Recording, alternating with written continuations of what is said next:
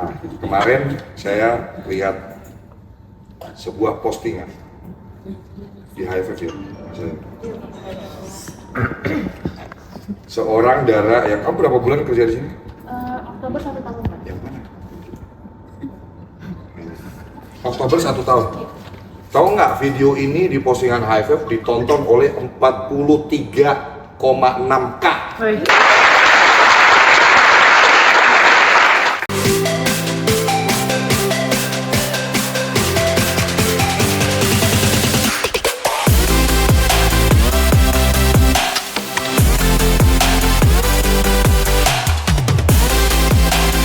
Siapa yang ngomong di sini? Dara yang tadinya nggak ngerti apa-apa dengan lancar, dengan penampilannya yang udah makin glowing nih. Kamu tahu nggak sih, skala usaha PT itu bisa dilihat dari 2 perspektif. Menurut Undang-Undang PT Nomor 40 Tahun 2007, ada terbagi menjadi 3 skala usaha PT. Gila kalau Dara tadinya nggak ngerti apa-apa, dia bisa ngajarin orang, edukasi orang, jenis-jenis PT. Skala usaha menengah, di mana penanaman modalnya dimulai dari Loh. 500 juta. Ini dia nggak baca teks loh. Ini dia nggak baca teks loh, ada di kepala dia. Bener, kamu nggak baca teks ya? Tuh, kasih tepuk tangan untuk dia.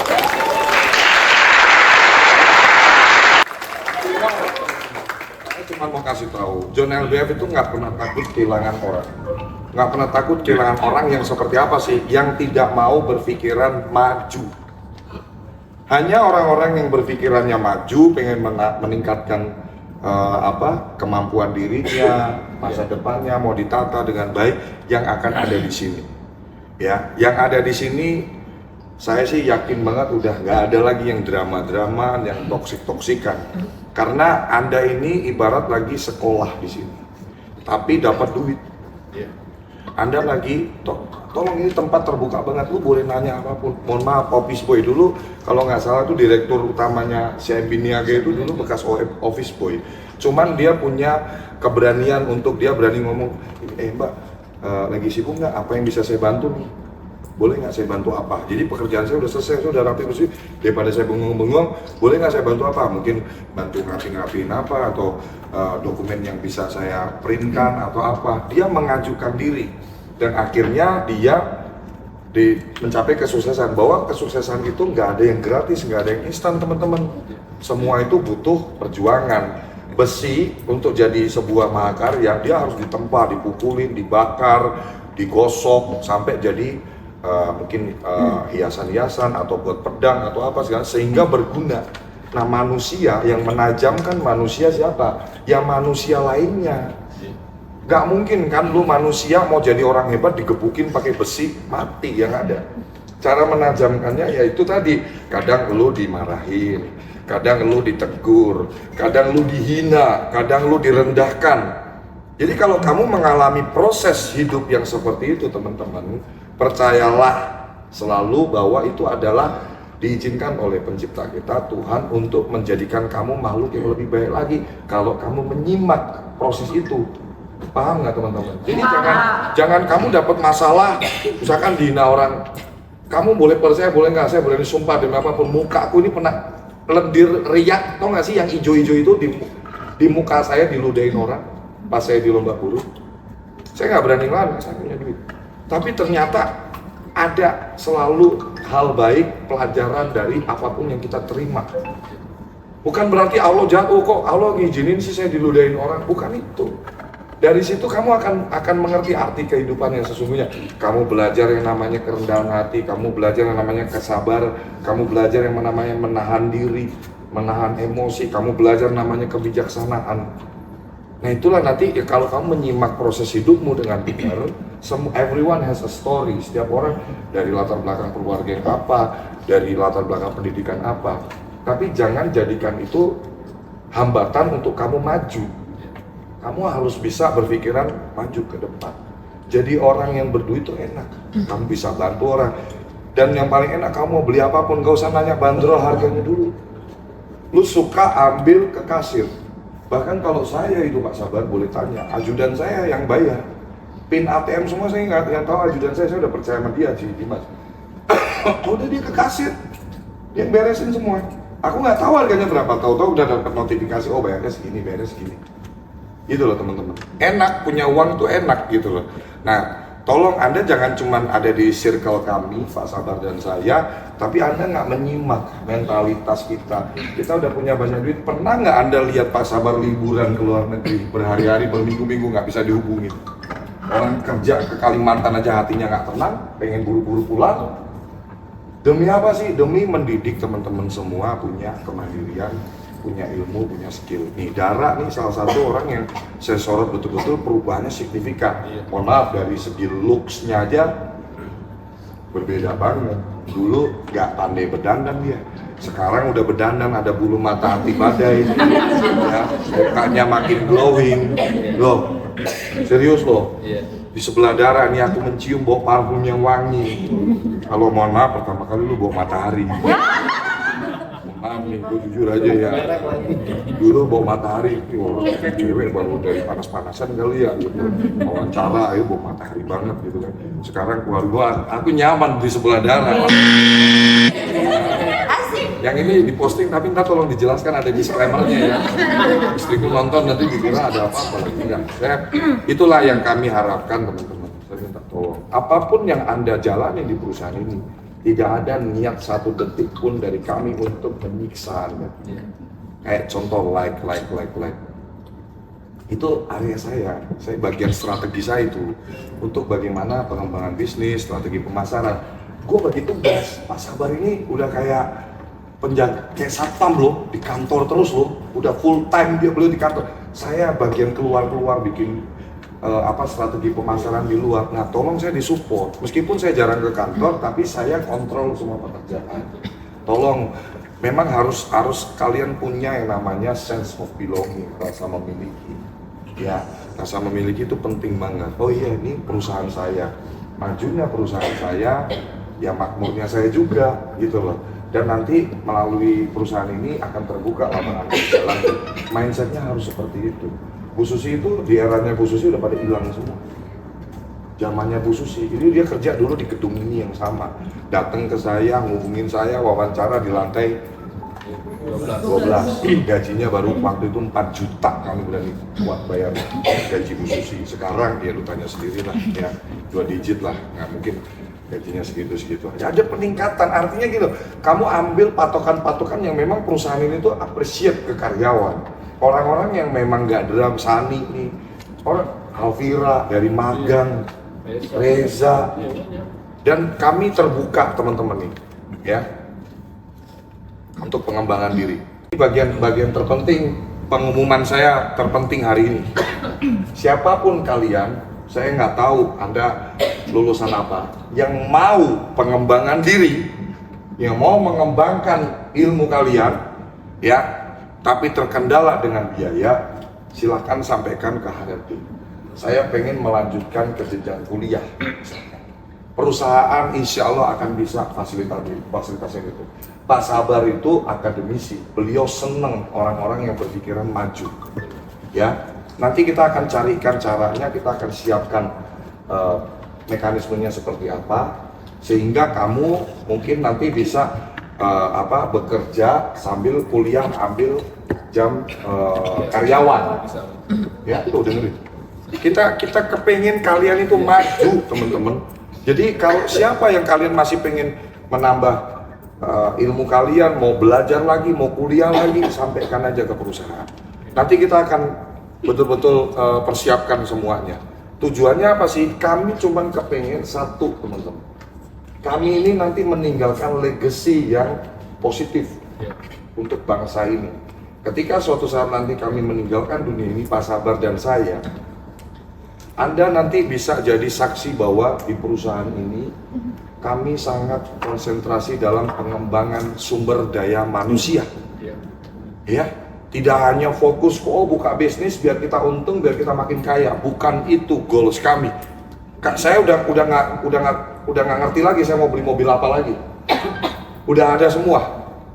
SUV udah, sedan mewah udah, rumah udah ada kolam renang, tempat karaoke private pun juga ada. Mau apa lagi? Perhiasan ada semua. Sekarang kami ke pengembangan sumber daya manusia. supaya Anda nanti jadi orang-orang yang berhasil jadi pengusaha ini, jadi pengusaha ini, jadi pengusaha ini, jadi pengusaha ini. Gitu. Tolong, yang nggak bisa bersinergi, yang nggak mau berpikiran maju, tolong dengan kebesaran hati mundur. Jangan ada di barisan kami, supaya posisi you bisa diisi oleh orang yang benar-benar serius mau menata masa depan. Ya, contoh itu teman kamu yang jualan basreng, dia aja bisa kok. Kenapa lu nggak mau coba? Apa kek? Coba-coba kek. Jualan ini kek, lu boleh daftar skincare. Kalau karyawan mau jualan skincare di John Skin, saya kasih fasilitas loh. Saya kasih harga best price loh. Silahkan tanya ke marketing, mekanismenya seperti apa. Itu kamu punya brand skincare dengan merek kamu sendiri. Kenapa nggak kamu mau coba? Dengan sistem dicicil pun saya nggak ada masalah. Oke Bu, saya mau Pak, saya mau dong Pak bikin usaha skincare. Misalkan nanti udah saya kasih harga best price. Plus saya bayarnya nyicil ya Pak ya, sebulan dipotong gaji saya di harga 200.000 apa 100.000 atau 500.000. Iya. Kami terbuka loh untuk Anda mencoba peluang bisnis apapun. Nanti kamu mungkin mau usaha di bidang apa, kita legalitas kita bisa siapkan PT Perorangan untuk karyawan. Kita bikin nih. Jadi tinggal you mau apa enggak. Tinggal Anda mau maju Pak, jualan hijab kek, jualan souvenir kek, jualan makanan kek, lu pandai masak, lu bikin kek makanan yang bisa dikemas, bisa dikirim seluruh Indonesia, jualan lewat online kek. Banyak ide bisnis gitu loh teman-teman. Ya, tolong jangan cuman masuk kanan keluar kuping kiri, tapi diresapi betul-betul. Dan saya terakhir nggak mau ada drama-drama lagi. Ya, tolong dibentuk ya. Jangan sampai saya nanti ambil tindakan tegas kalau instruksi saya nggak jalankan. Di mana bumi dipijak, di situ langit dijunjung. Anda masuk ke perusahaan kami, Anda ikut aturan kami. Kalau Anda nggak mau ikut aturan kami, jangan ada di barisan kami. Silakan mundur. Itu lebih terhormat daripada Anda jadi beban aja. Dan saya kasih tahu ya, anak muda, jangan sekali-kali kamu meludah di tempat kamu mencari makan. Saya pertegas itu. Kalau you nggak suka sama perusahaan ini, you nggak suka sama pemimpin you nggak suka dengan ekosistem di sini, you keluar. Daripada you ambil makan di sini, tapi lu ludahin tempat lu ngambil makan. Itu nggak bagus. Ya. Kalau ada yang tidak sesuai, unek-unek sampaikan. Jangan pernah kamu menambah dosa kamu dengan kamu di belakang ngomongin pemimpin kamu, ngomongin ngejelek-jelekin perusahaan kamu. Itu tidak elok. Karena suka nggak suka, nih teman-teman nih. Anda menerima uang yang Anda gunakan untuk Anda pribadi makan, ya, beli pakaian, kasih orang tua. Jadi pastikan uang itu halal Anda terima, ya jangan Anda, yang tadi saya bilang, meludah di tempat Anda mencari makan. Di dunia ini tuh pasti Anda melakukan keburukan, Anda akan menuai keburukan. Jadi jangan mencoba-coba untuk ngetes Tuhan. Yalah paling lolos lah beginilah. Nggak apa-apa gue ngomongin Pak Sabar, nggak apa-apa gue ngomongin Pak John, nggak apa-apa gue ngomongin perusahaan ini. Perusahaan ini menurut gue toksik. Perusahaan ini menurut gue tuh toksik banget. Lu ngapain di sini kalau perusahaan ini toksik? Betul nggak, Neng? Ya? Nggak, bener nggak? Kalau perusahaan ini toksik, ngapain lu di sini? Iya kan? Banyak perusahaan di luar sana. Kami toksik. Perusahaan ini memang toksik. Racun perusahaan ini. Racun yang meracuni pikiran kalian, ya, yang suka males-malesan, suka mager-mageran, suka entar-entaran, kaum mendang-mending, untuk berpikiran maju. Kita racunin.